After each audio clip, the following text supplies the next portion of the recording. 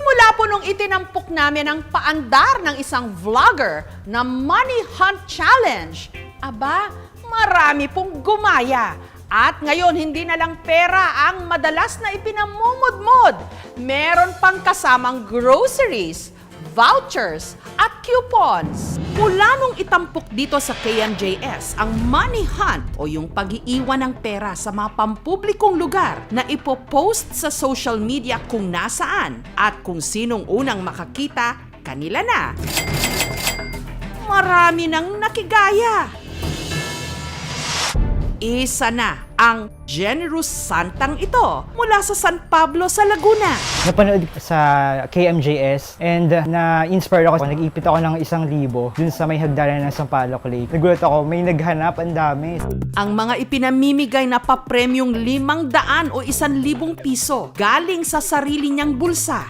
Hanggang nagka-bright idea siya na food coupons naman ang ipamimigay niya. Yung kaibigan ko na may-ari ng resto bar, sinuggest niya, Dun sa voucher na yon, libre yung isang tao pag may kasama siyang dalawa. Unlimited pork, beef, pati side dishes. Ang abanger sa posts ni Admin Min na si Minda, sibat agad nung nalamang may pasamgyup voucher o Anli na Korean barbecue si Admin Min. Malapit sa amin. Sinanap namin. Nakita ko dun sa ilalim. Kansaham nida, lalo't saktong birthday daw noon ng anak niya. Yes! Winner ako! Dito na kami nag-dinner. Ayun, masaya naman mga anak ko. gusto ko makapaghatid ng good vibes, ng saya, ng tulong at pag-asa.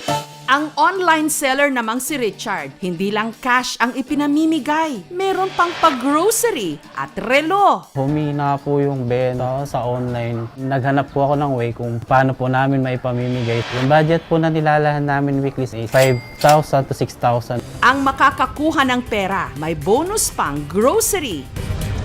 Ang mga kapatid ko po, nag-sponsor po sila nung nagustuhan po nila yung concept. Ito na po yung money hunt natin for today. Good luck sa makakahanap. Sa araw na ito, itinago ni Richard ang 2,000 pesos dito sa Santo Niño de Taguig Parish Church.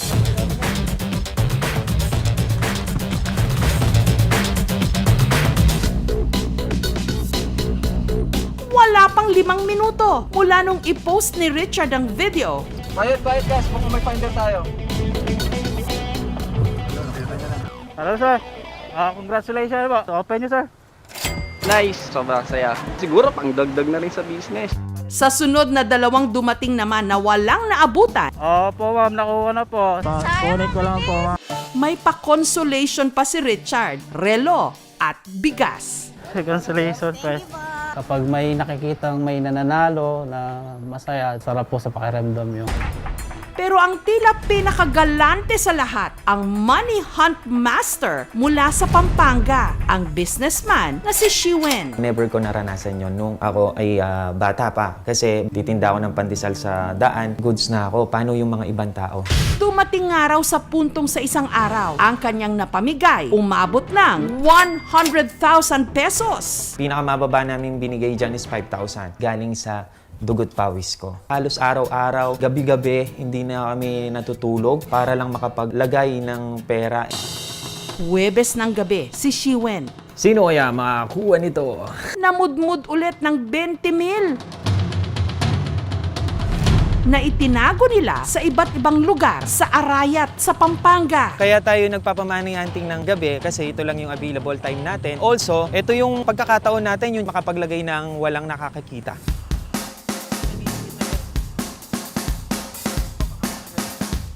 Ang pinakamalaking makukuha, 4,000 pesos na isinuksok nila sa kamay ng estatwa. Sino kayang taga-Arayat sa Pampanga ang mapalad na makakakuha nito? Yon, ang daming tao, guys! Samantala, para naman sa mga nakatutok sa KMJS ngayong gabi, pati po kayo kasali dahil 15 tig-1,000 piso ang itinago ng grupo ni Shiwen sa iba't ibang lugar sa Luzon, Visayas at Mindanao. Kung sino ang unang makakakuha ng pera, sa kanila na.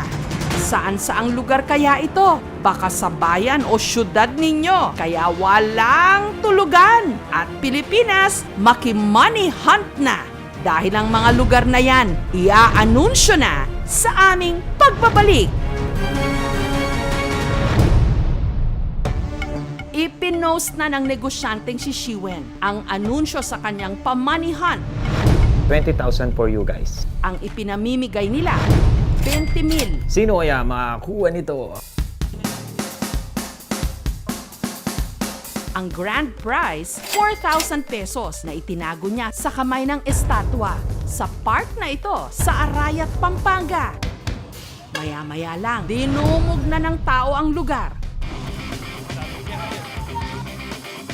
Yun, ang daming tao, guys! Hanap tayo! Kanya-kanya silang halughog. Pati niya, ma'am. 500 po. Pero ang pinakamapalad, ang nakakuha ng 4,000 pesos sa kamay ng estatwa, si Calvin. Matagal na po sumasali pero ngayon lang po sinuwerte. Pambili ng gatas sa baby ko. Thank you for watching, mga kapuso. Kung nagustuhan niyo po ang videong ito, subscribe na sa GMA Public Affairs YouTube channel. And don't forget to hit the bell button for our latest updates.